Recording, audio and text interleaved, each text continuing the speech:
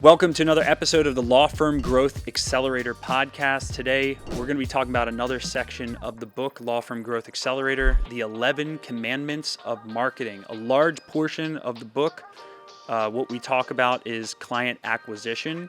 There's also a large portion of the book where we talk about scaling the business side of your law firm, very separate from client acquisition. But today, we're going to talk about client acquisition. The 11 commandments of marketing, the 11 irrefutable truths of how to market a law firm the right way. Okay? So let's go through these 11 commandments step by step. So the number one rule, principle, commandment of law firm marketing is understanding your client's fears and desires. Okay? So oftentimes, people do not hire law firms because they want to hire a law firm, right? People hire law firms because they have a problem, and that problem is causing fears within them, frustrations, and also separately because they have wants and aspirations. So we call this the FFWA, okay? Fears, frustrations, wants, and aspirations. So understanding your client's fears and desires is number one, okay?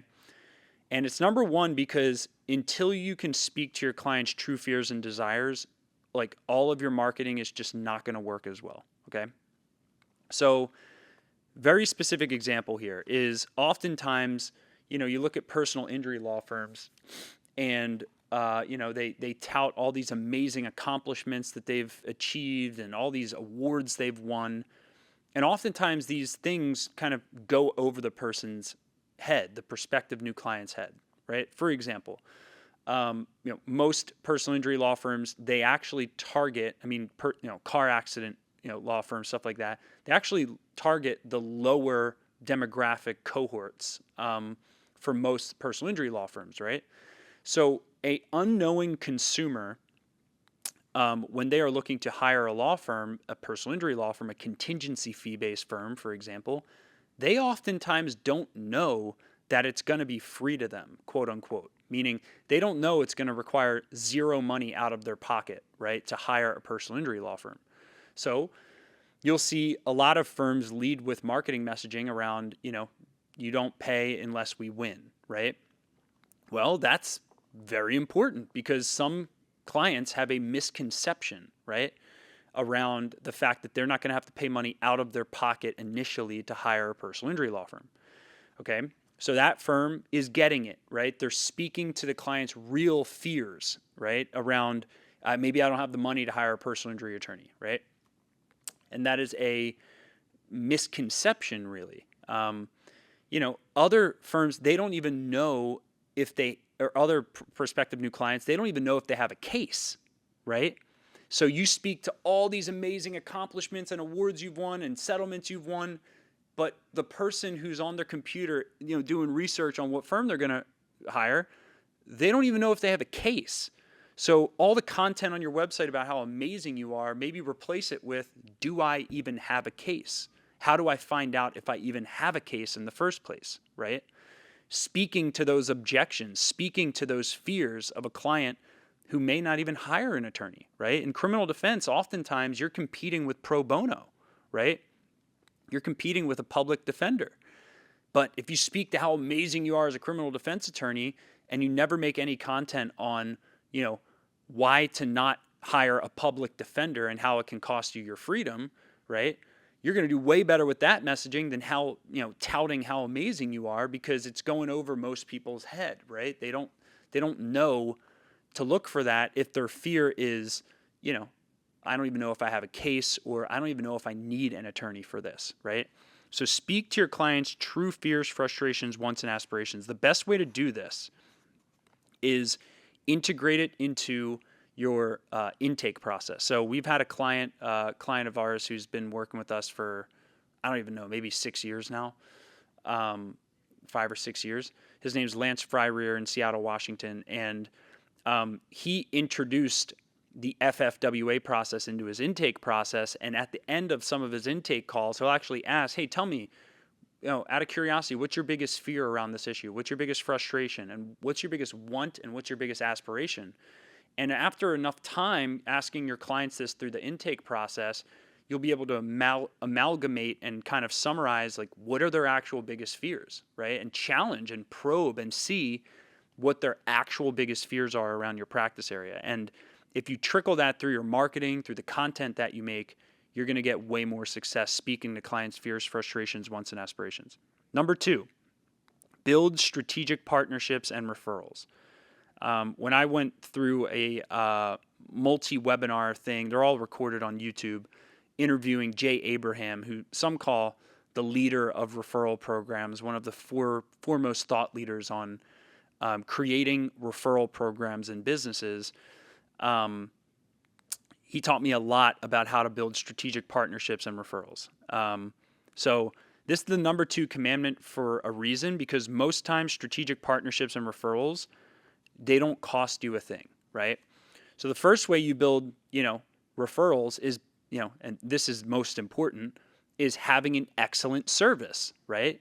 If your law firm drops the ball, doesn't return client calls, sets improper expectations, overpromises, underdelivers, you're not going to have a referable law firm, right? So the first and foremost goal to build a referable law firm is to provide excellent world-class service to your clients. And to provide excellent world-class service to your clients in a service-based business, 80% of it is actually expectation setting and communication. 20% of it is the actual result that you get for the client. And oftentimes, law firm owners have never done the math around the power of having a world-class service and how many referrals it can generate. But one of the biggest opportunities, one of our clients, David Bruno, does, who's also worked with us for probably 5 or 6 years now, is he has built a bunch of referrals in non-competing practice areas, right? So finding in your local market all the non-competing practice area firms in your market that do not handle your practice area and starting to exchange value with those firms, right? So, for example, you can send law firm owners, in non-competing practice areas, send them our book. We have a firm in New York who's a client of ours as well, who actually sends our Law Firm Growth Accelerator book to his non-competing practice area referral partners as a value add, to say, like, hey, I wanted to send you a book on how to grow your law firm and scale the business side of your firm and remove yourself from the day-to-day. It's had a big impact on my life. And by the way, I'd love to connect to talk about, to talk shop on, ways I've, grown my firm from X to Y, and would love to talk about things you're doing to see success. I'm not a competitor to you because I serve this area, and just, keep the ball rolling. Have a couple calls a month with people who are in non-competing practice areas. And over the course of a year, maybe you could have a dozen referral connections, right? So you always want to keep, keep your relationships warm when it comes to a referral perspective. Number 3, gather social proof and reviews. Okay. How do you choose a restaurant when you choose a restaurant in your local market? How do you choose any service? Okay. What is the first thing that human beings look for? They look at reviews. Reviews are social proof, right? Reviews are the new word of mouth. Okay. People actually trust reviews. There's a segment of people, okay, in 2025 and 2026, soon to be, there's a segment of people in today's modern day who actually trust reviews more than word of mouth referrals, right? And reviews are one of the, my partner Andy wrote a book on this because it's so mission critical, 5-star attorney. We have an entire proven process on how to help law firms get reviews, which is all basically for free in that book, which you can buy on Amazon. But not only does social proof rise the tide of all of your marketing, but it is arguably the most important psychological factor to a client choosing your law firm, right? Not to mention, when your firm is flooded with 5-star reviews, you are going to rank better in Google. We have a client in Yuma, Arizona, Sid Callan, who's worked with us for multiple years, and he now ranks close to first in his market. Well, now he's first in his market, but he had to start a new firm. Broke off from his partner, started a new firm, and in literally from a brand new website, brand new brand name, brand new law firm, he went from 0 to 500 reviews from all his past connections, past clients, blah blah blah blah blah, and his firm went from 0 to 500 5-star reviews, and with 0 SEO ranking momentum, a brand new website, a brand new law firm name, he went from ranking nowhere to ranking close to first in his entire market, and got so many organic leads from it that he went from 0 to over $1 million in revenue in literally his first 4 to 6 months of starting his law firm. And that creates no ad spend, right? Like, he didn't have to spend money on ads. All he had to do is flood his firm with reviews. When you're flooded with 5-star reviews, it improves the ranking of your local services ads. Those are the Google guaranteed ads that show up at the top of Google. Because how do people choose which local service ad to click on? Well, they look at your Google business reviews, right? So having reviews not only gets you better results from your paid advertising on Google, having reviews also helps you rank better organically in Google Maps, which is where 80% of the qualified leads come from, is Google Maps, not the section below Google Maps.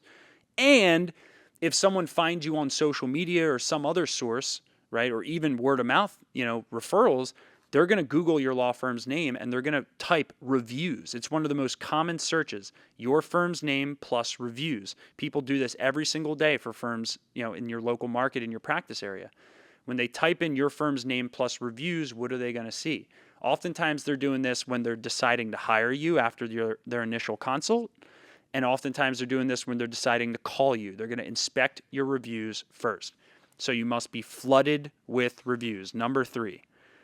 Okay, number 4, make a stellar offer, okay? Almost every law firm's offer that I've ever looked at is underwhelming at best, right? It's, hey, you pay us this money and here's the service we're going to provide, okay? That is a crap offer, okay? You need to become excellent at offer creation, okay? So, let's look at different examples here. With SMB team, I'll use my own company as an example. We've put a lot of work into this, right? We are the only company in the legal industry that offers full service marketing, fractional CFOs, fractional COOs, business coaching, and bookkeeping all under one umbrella, along with our virtual assistant company to answer and attend to all of your inbound leads and follow up on all of your leads, okay?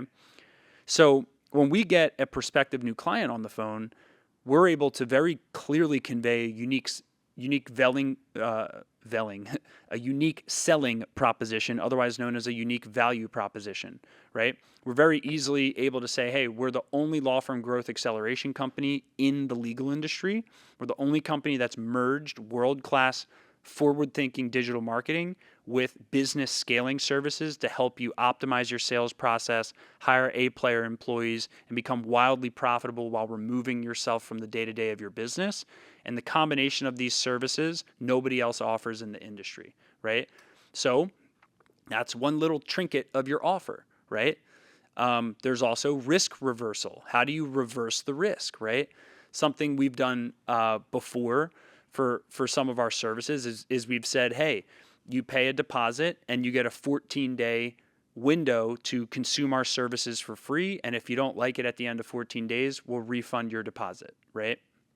So that's a risk reversal. That's a unique way of augmenting your offer to make it, easier for someone to say yes, right? There's, other things that you can add in to make your offer world class. So, examples like, what are some other services that you can provide to your clients, right? If you're a family law attorney, you could tell your potential clients that not only will you handle their divorce, but you'll also throw in a free estate plan, since the divorce is going to upend whatever financial plan they have in place, okay? You can create more perceived value without discounting your prices. For example, You may have seen ads for cruises where they say, if you sign up for a cruise, we'll give you $400 to spend on board. They don't discount their price. They give you more value, right? Consider what you have to offer to your clients if you increase your fee by 10 times, okay? I love this thinking exercise. Consider what you could offer your clients if you increased your fee by 10 times. Think outside the box. Ask yourself, if we received 10 times the fee from our average client, how much more would we be able to do for them to blow their absolute minds, right? So everyone needs to have a better offer, okay? That's going to increase the percentage of people that say yes to you, okay? Number 5, get a unique selling proposition. I've already hit on this, right? Unique selling proposition, a great example is what I just used for SMB team. Most law firms don't have a unique selling proposition, okay? I want you to be able to say, we are the only law firm, okay? We are the only law firm in our local market who handles DUIs this way. We are the only law firm in our market who handles personal injury cases this way. We are the only law firm in our market who, so you must have a proven process, okay? One of our clients was a family law criminal defense attorney who hired us to help her scrub her Google profile. When people Googled her name, an old DUI case against her from years ago in college came up, and she felt deeply embarrassed about it. So what she did was she instead owned it and made it part of her unique selling proposition. She said, I understand what you're going through with a DUI because I've been through a DUI myself. I know the embarrassment. I know what the court tries to do to you. Oh, and by the way, I've won 1,000 of these cases in my practice, right? That's a unique selling proposition, okay? You can tie your brand story into your unique selling proposition, right? And that is a huge differentiator, okay? Dan Newland, biggest personal injury lawyer in Florida. He has a bigger market share than Morgan & Morgan in Florida. He worked years as deputy for the sheriff's department. After seeing hundreds of people get injured in car accidents and then got screwed over by their insurance companies in court, he decided he wanted to come to their defense as an attorney. So he uses his story as part of his unique selling proposition. That is so mission critical. If you actually look at a lot of the people who've gone viral on social media, they have a unique story, okay? And that ties into your unique selling proposition. Number 6, and this is important, jump on first mover advantage. This is like something you always have to be in tune for, okay? One of our partners, Ethan Ostroff, who owns Attorney Assistant, that we're partners with in our virtual assistant company, Ethan was one of the first lawyers on all of TikTok, and he will self-admittedly say his videos were crap on TikTok. He was just consistent, and he was a first mover, and he went from 0 to 200,000 followers on TikTok in a matter of no time, right? And that's just because he showed up on a new platform, and he received the benefits of first mover advantage. Some lawyers who were the first to hop on local services ads brought in millions of dollars of revenue on those Google guaranteed ads before everyone else hopped on the bandwagon, okay? Lawyers who hopped on social media ads, 5 years ago probably got 30 times the results that they get today on social media because they were a first mover, okay? So first mover advantage requires you to be a pioneer. It requires you to have an experimental budget in your marketing. I always say at least 10% of your budget should be experimental because you never know when you're going to find the next big first mover advantage. By the way, when Yellow Pages became a thing, there were lawyers who immediately went and dominated Yellow Pages and raked in millions and millions and millions of dollars of revenue, right? When TV became a thing and it actually became permitted that lawyers could advertise on TV, some lawyers literally just went all in on TV. Their cost per case acquisition was like 150. I talked to Glenn Lerner, who runs one of the largest market share companies in the United States, market share law firms in the United States. And he's convinced that part of the reason he crushed it so much on TV is because he was just a first mover, right? And he went all in on first mover, which ties to number 7.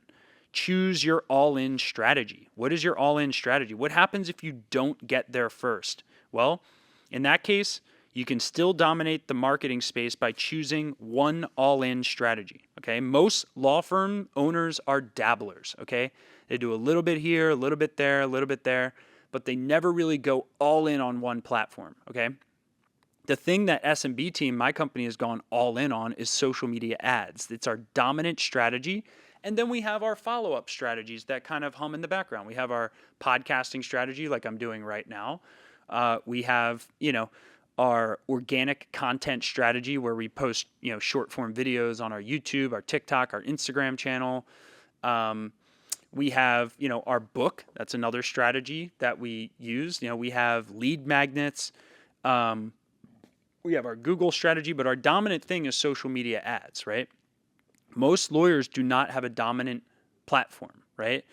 Some of these, big spending attorneys who crush it, they've just made a decision to go all in on one thing, even if that one thing is TV. Top Dog Law, another example. He went all in on Instagram, like blinders focus on Instagram, blew up on Instagram, then he went into other channels. So sometimes it's important to have that blinders level of focus, especially in early stages when you're looking to blow up your marketing, so that you can truly become an expert in that one area, and then you branch out, okay?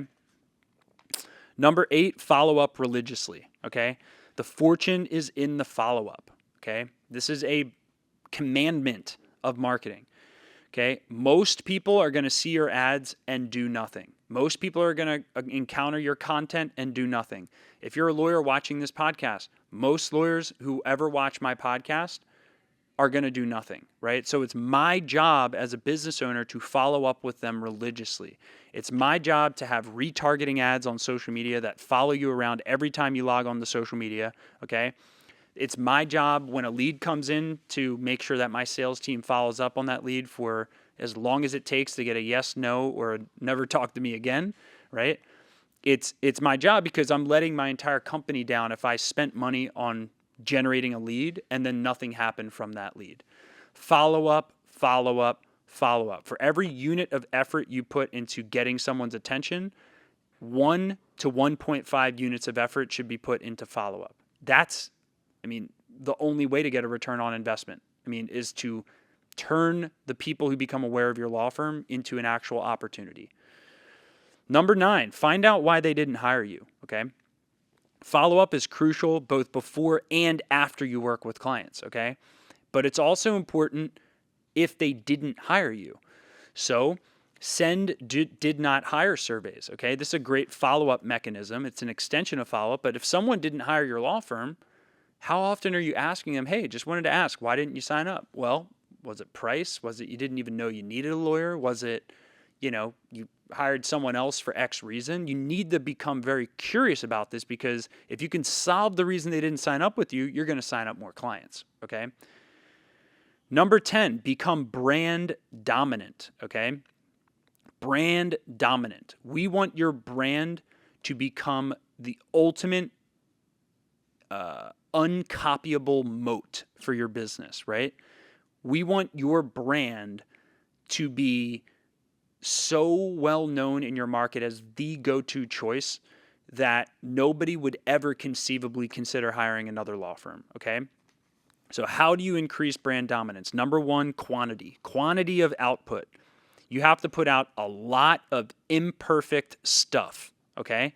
You have to put out so much information online that you get sick of hearing yourself pop up on your own Instagram and YouTube feed, okay?